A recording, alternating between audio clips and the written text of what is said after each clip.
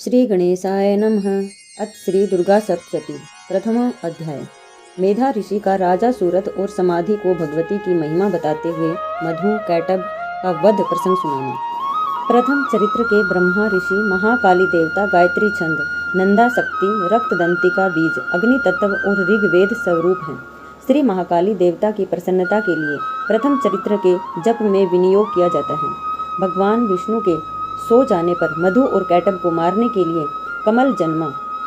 ब्रह्मा जी ने जिनका स्तवन किया था उन महाकाली देवी का मैं सेवन करता हूँ। वे अपने 10 हाथों में खड्ग, चक्र, गदा, बाण, धनुष, परिघ, शूल, भूसुंडी, मस्तक और शंख धारण करती हैं। उनके 3 नेत्र हैं। वे समस्त अंगों में दिव्य आभूषणों से विभूषित हैं। उनके शरीर की कांति नीलमणि के समान है तथा वे 10 मुख और 10 पैरों से युक्त हैं। ओम नमः चंडिकाय। ओम अयम मार्कंडेय उवाच। ओम चंडिका देवी को नमस्कार है। श्री मार्कंडेय जी बोले, सूर्य के पुत्र सावर्णी जो 8वें मनु कहे जाते हैं, उनकी उत्पत्ति की कथा विस्तार पूर्वक कहता हूँ, सो सुनो।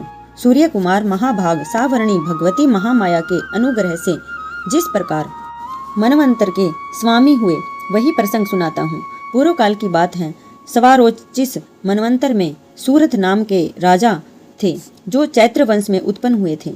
उनका समस्त भूमंडल पर अधिकार था। वे प्रजा का अपने ओरस पुत्रों की भांति धर्म पूर्वक पालन करते थे। तो भी उस समय कोला विध्वंसी नाम के क्षत्रिय उनके शत्रु हो गए थे। कोला विध्वंसी यह किसी विशेष कुल के क्षत्रियों की संज्ञा है। दक्षिण में कोला नगरी प्रसिद्ध है। वह प्राचीन काल में राजधानी थी। जिन क्षत्रियों ने उस पर आक्रमण करके उसका विध्वंस किया वे कोला विध्वंस कहलाए। राजा सूरत की दंड नीति बहुत बड़ी प्रबल थी। उनका शत्रुओं के साथ संग्राम हुआ। यद्यपि कोला विध्वंसी संख्या में कम थे तो भी राजा सूरत युद्ध में उनसे परास्त हो गए थे। तब वे युद्ध भूमि से अपने नगर को लौट आए और केवल अपने देश के राजा होकर रहने लगे। समूची पृथ्वी से अब उनका अधिकार जाता रहा, किंतु वहां भी उन प्रबल शत्रुओं ने उस समय महाभाग राजा सूरत पर आक्रमण कर दिया। राजा का बल क्षीण हो चला था, इसीलिए उनके दुष्ट बलवान एवं दुरात्मा मंत्रियों ने वहां उनकी राजधानी में भी राजकीय सेना और खजाने को हथिया लिया। सूरत का प्रभुत्व नष्ट हो चुका था, इसीलिए वे शिकार खेलने के बहाने घोड़े पर सवार हो वहां से अकेले ही एक घने जंगल में चले गए। वहां उन्होंने विप्रवर मेधा मुनि का आश्रम देखा, जहां कितने ही हिंसक जीव अपनी स्वाभाविक हिंसा वृत्ति छोड़ करके परम शांत स्वभाव से रहते थे। मुनि के बहुत प्रिय शिष्य उस वन की शोभा बढ़ा रहे थे। वहां जाने पर मुनि ने उनका सत्कार किया और वे उन मुनि श्रेष्ठ के आश्रम में इधर उधर विचरते हुए कुछ काल तक रहे। फिर ममता से आकृष्ट चित्त होकर वहां इस प्रकार चिंता करने लगे, पूर्व काल में मेरे पूर्वजों ने जिसका पालन किया था वही नगर आज मुझसे रहित है।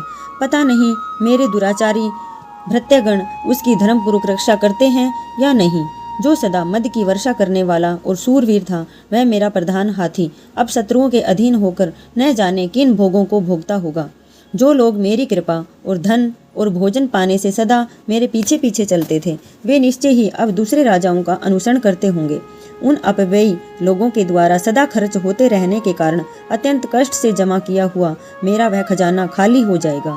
ये तथा और भी कई बातें राजा सूरत निरंतर सोचते रहते थे।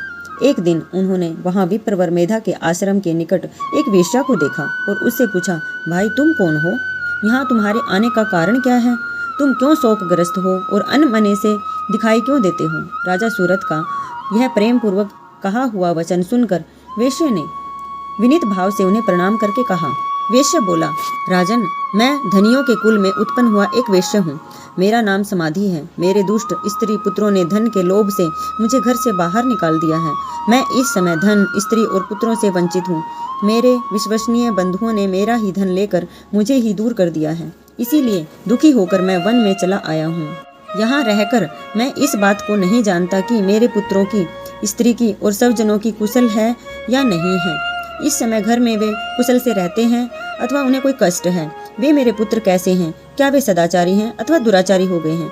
राजा ने पूछा, जिन लोभी स्त्री पुत्र आदि ने धन के कारण तुम्हें घर से निकाल दिया, उनके प्रति तुम्हारे चित्त में इतना स्नेह का बंधन क्यों है?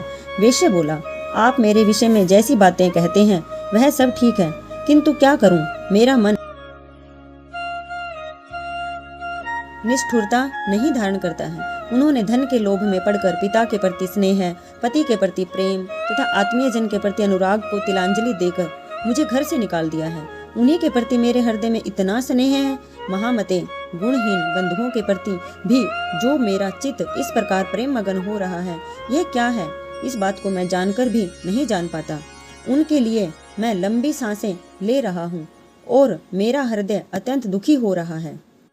उन लोगों में प्रेम का सर्वथा अभाव है, तो भी उनके प्रति जो मेरा मन निष्ठुर नहीं हो पाता, इसके लिए मैं क्या करूं? मार्कंडेय जी कहते हैं, हे ब्राह्मण, तदंतर राजाओं में श्रेष्ठ सूरथ और समाधि नामक वेश्य दोनों साथ साथ मेधा मुनि की सेवा में उपस्थित हुए और उनके साथ यथा योग्य न्याय अनुकूल विनय पूर्वक बर्ताव करके बैठे।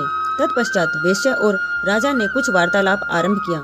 राजा ने कहा, भगवान, मैं आपसे एक बात पूछना चाहता हूँ, उसे बताइए। मेरा चित्त अपने अधीन न होकर वह बात मेरे मन को बहुत दुख देती है। जो राज्य मेरे हाथ से चला गया है, उसमें और उसके संपूर्ण अंगों में मेरी ममता बनी हुई है। मुनि श्रेष्ठ, यह जानते हुए भी कि वह मेरा अब नहीं है, अज्ञानी की भांति मुझे उसके लिए दुख होता है। यह क्या है? इधर यह वैश्य भी घर से अपमानित होकर आया है, इसके पुत्र, स्त्री और भृत्यों ने इसे छोड़ दिया है, सब जनों ने भी इसका परित्याग कर दिया है, तो भी यह उनके प्रति अत्यंत हार्दिक स्नेह रखता है। इस प्रकार यह तथा मैं दोनों ही बहुत दुखी हैं, जिसमें प्रत्यक्ष दोष देखा गया है। उस विषय के लिए भी हमारे मन में ममता जनित आकर्षण पैदा हो रहा है। महाभाग, हम दोनों समझदार हैं, तो भी हम में जो मोह पैदा हुआ है, यह क्या है? विवेक शून्य पुरुष की भांति मुझ में और इसमें भी यह मूढ़ता प्रत्यक्ष दिखाई देती है। ऋषि बोला। ऋषि ने कहा, हे महाभाग, विषय मार्ग का ज्ञान सब जीवों को है। इस प्रकार विषय भी सबके लिए अलग अलग हैं। कुछ प्राणी दिन में नहीं देखते हैं और दूसरे रात में नहीं देखते हैं, तथा कुछ जीव ऐसे हैं जो दिन और रात्रि में भी बराबर बराबर देखते हैं। यह ठीक है कि मनुष्य समझदार होते हुए है, किंतु केवल वे ही ऐसे नहीं होते हैं। पशु, पक्षी और मृग आदि सभी प्रकार के जो प्राणी हैं, वो सभी समझदार होते हैं। मनुष्यों की समझ भी वैसी ही होती है जैसी उन मृग तथा पक्षियों की होती है, तथा जैसी मनुष्यों की होती है वैसी ही उन मृग और पक्षी आदि की भी होती है। यह तथा अन्य बातें भी प्राय दोनों ही समान ही हैं। समझ होने पर भी इन पक्षियों को तो देखो, वे स्वयं भूख से पीड़ित होते हुए भी मोहवश बच्चों की चोंच में कितने चाव से अन्न के दाने डाल रहे हैं। हे नरश्रेष्ठ, क्या तुम नहीं देखते कि ये मनुष्य समझदार होते हुए भी लोभवश अपने किए हुए उपकार का बदला पाने के लिए पुत्रों की अभिलाषा करते हैं। यद्यपि उन सब में सब समझ की कमी नहीं है, तथापि वे संसार की स्थिति, जन्म मरण की परंपरा बनाए रखने वाली भगवती महामाया के प्रभाव द्वारा ममतामय भंवर से युक्त मोह के गहरे गर्त में गिराए गए हैं। इसीलिए इसमें आश्चर्य नहीं करना चाहिए। जगदीश्वर भगवान विष्णु की योग निद्रा रूप जो भगवती महामाया है, उन्हीं से यह जगत मोहित हो रहा है। वे भगवती महामाया देवी ज्ञानियों के भी चित्त को बलपूर्वक खींचकर मोह में डाल देती हैं। वे ही इस संपूर्ण चराचर जगत की सृष्टि हैं, तथा वे ही प्रसन्न होने पर मनुष्यों को मुक्ति के लिए वरदान देती हैं। वे ही पराविद्या, संसार बंधन और मोक्ष की हेतुभूता सनातनी देवी और संपूर्ण ईश्वरों की भी अधीश्वरी है। राजा ने पूछा ऋषि से, भगवान, जिन्हें आप महामाया कहते हैं, वे देवी कौन हैं? हे ब्राह्मण, उनका आविर्भाव कैसे हुआ तथा उनके चरित्र कौन कौन है? ब्रह्मवेताओं में श्रेष्ठ महर्षि उन देवी का जैसा प्रभाव हो, जैसा स्वरूप हो, जिस प्रकार प्रादुर्भाव हुआ हो, वह सब मैं आपके मुख से सुनना चाहता हूँ। ऋषि बोले, राजन, वास्तव में तो वे देवी नित्य स्वरूपा ही हैं। संपूर्ण जगत उन्हीं का ही रूप है तथा उन्होंने समस्त विश्व को व्याप्त कर रखा है। तथापि उनका प्राकट्य अनेक प्रकार से होता है, वह मुझसे सुनो। यद्यपि वे नित्य अजन्मा, तथापि जब देवताओं का कार्य सिद्ध करने के लिए प्रकट होती हैं, उस समय लोकों में उत्पन्न हुई कहलाती हैं। कल्प के अंत में जब संपूर्ण जगत एकावरण में निमग्न हो रहा था और सबके प्रभु भगवान विष्णु शेषनाग की सैया बिछाकर योग निद्रा का आश्रय ले सो रहे थे, उस समय उनके कानों के मैल से दो भयंकर असुर उत्पन्न हुए, मधु और कैटब के नाम से जो विख्यात थे। वे दोनों ब्रह्मा जी का वध करने को तैयार हो गए। भगवान विष्णु के नाभि कमल में विराजमान प्रजापति ब्रह्मा जी ने जब उन दोनों भयानक असुरों को अपने पास आया देखा और भगवान को सोया हुआ देखा, तब एकाग्रचित होकर के उन्होंने भगवान विष्णु को जगाने के लिए उनके नेत्रों में निवास करने वाली योग निद्रा का सत्वन आरंभ किया। उनसे प्रार्थना की, जो इस विश्व की अधीश्वरी, जगत को धारण करने वाली, संसार का पालन और संहार करने वाली तथा तेज स्वरूप भगवान विष्णु की अनुपम शक्ति है, उन्हीं भगवती निंद्रा देवी की भगवान ब्रह्मा स्तुति करने लगे। निंद्राम भगवतीम इस श्लोकार्ध के स्थान में स्तौमी निंद्राम भगवतीम विष्णोर्तुल तेजसः ऐसा पाठ भी है। ब्रह्मा जी ने कहा, देवी तुम्ही स्वाहा, तुम्ही स्वधा, तुम्ही वष्टाकार हो, स्वर भी तुम्हारे ही स्वरूप हैं, तुम्ही जीवन दायिनी सुधा हो, नित्य अक्षर प्रणव में अकार उकार मकार इन 3 मात्राओं के रूप में तुम्ही स्थित हो तथा इन 3 मात्राओं के अतिरिक्त जो बिंदु रूपा नित्य अर्ध मात्रा है, जिसका विशेष रूप से उच्चारण नहीं किया जा सकता है, वह भी तुम्ही हो। देवी तुम्ही संध्या सावित्री तथा परम जननी हो।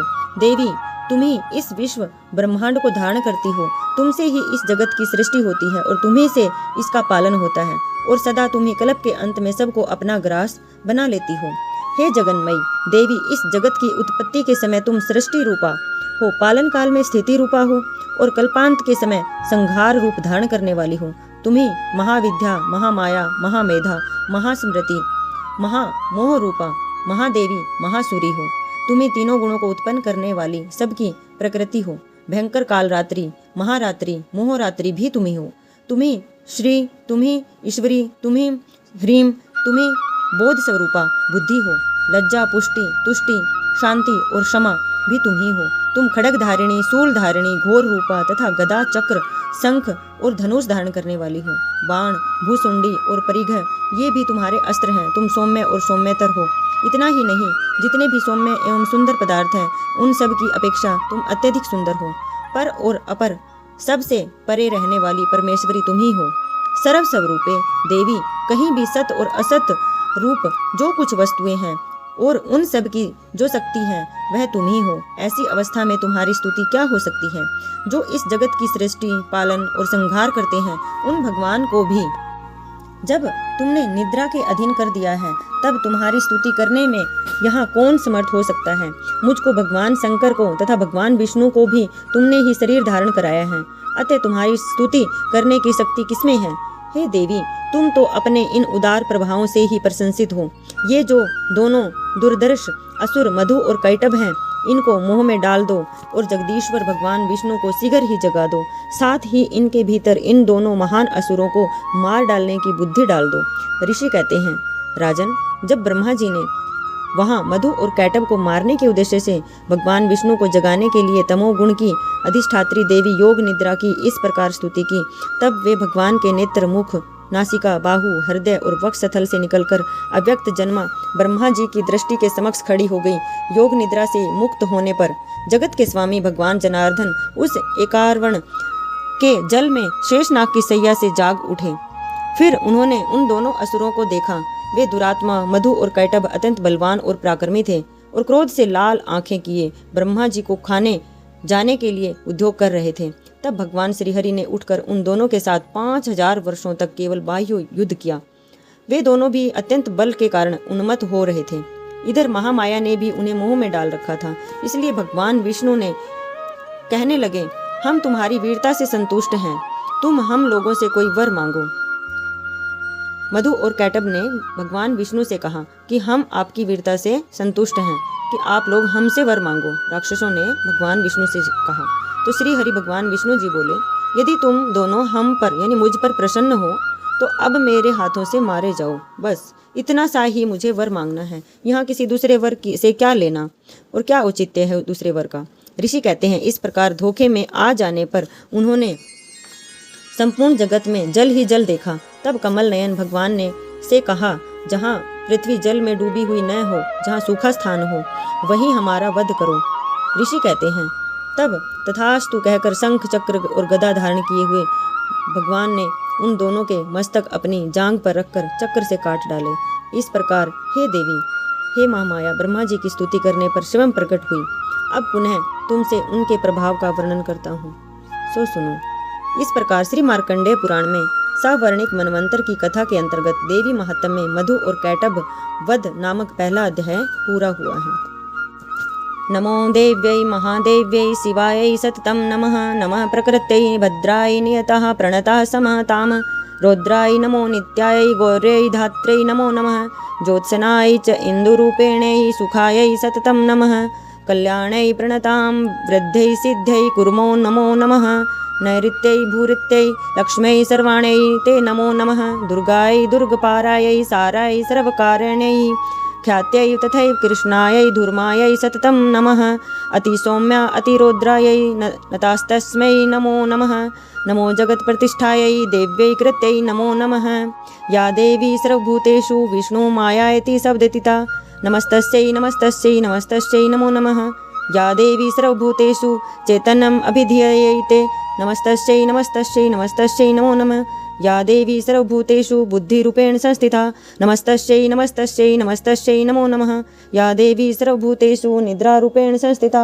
नमस्तस्यै नमस्तस्यै नमस्तस्यै नमो नमः या देवी सर्वभूतेषु सुधारूपेण संस्थिता नमस्तस्यै नमस्तस्यै नमस्तस्यै नमो नमः या देवी सर्वभूतेषु छायारूपेण संस्थिता नमस्तस्यै नमस्तस्यै नमस्तस्यै नमो नमः या देवी सर्वभूतेषु शक्तिरूपेण संस्थिता नमस्तस्यै नमस्तस्यै नमस्तस्यै नमो नमः या देवी सर्वभूतेषु तृष्णारूपेण संस्थिता नमस्तस्यै नमस्तस्यै नमस्तस्यै नमो नमः या देवी सर्वभूतेषु क्षान्तिरूपेण संस्थिता नमस्तस्यै नमस्तस्यै नमस्तस्यै नमो नमः या देवी सर्वभूतेषु जातिरूपेण संस्थिता नमस्तस्यै नमस्तस्यै नमस्तस्यै नमो नमः या देवी सर्वभूतेषु लज्जारूपेण संस्थिता नमस्तस्यै नमस्तस्यै नमस्तस्यै नमो नमः या देवी सर्वभूतेषु शान्तिरूपेण संस्थिता नमस्तस्यै नमस्तस्यै नमस्तस्यै नमो नमः या देवी सर्वभूतेषु श्रद्धारूपेण संस्थिता नमस्तस्यै नमस्तस्यै नमस्तस्यै नमो नमः या देवी सर्वभूतेषु कान्तिरूपेण संस्थिता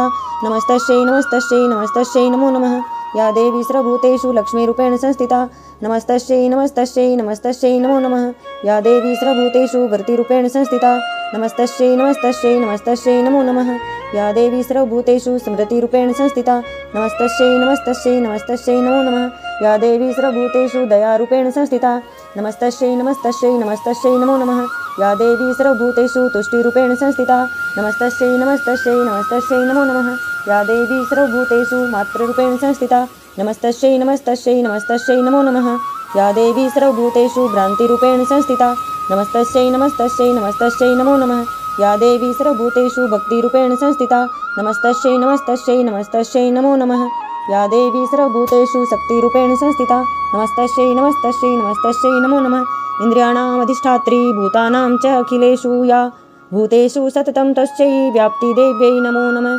चैतिरूपेण या कृत्सन्मेतद्व्याप्यं स्थिता जगतः नमस्तस्यै नमस्तस्यै नमस्तस्यै नमो नमः स्तुतासुरैः पूर्वम् अभीष्टं संसर्या तथा सुरेन्द्रेण दिनेषु सेवितः करोतु सा न शुभहेतुरीश्वरी शुभानि भद्रा अभिहन्तु च पदा या साम्प्रतं च उद्धत्यतापितैः रश्माभिरिषा च सुरैर्नमस्ते या च स्मृता तत्क्षणमेव हन्ति न सर्वपदो भक्तिविनम्रमूर्तिभिः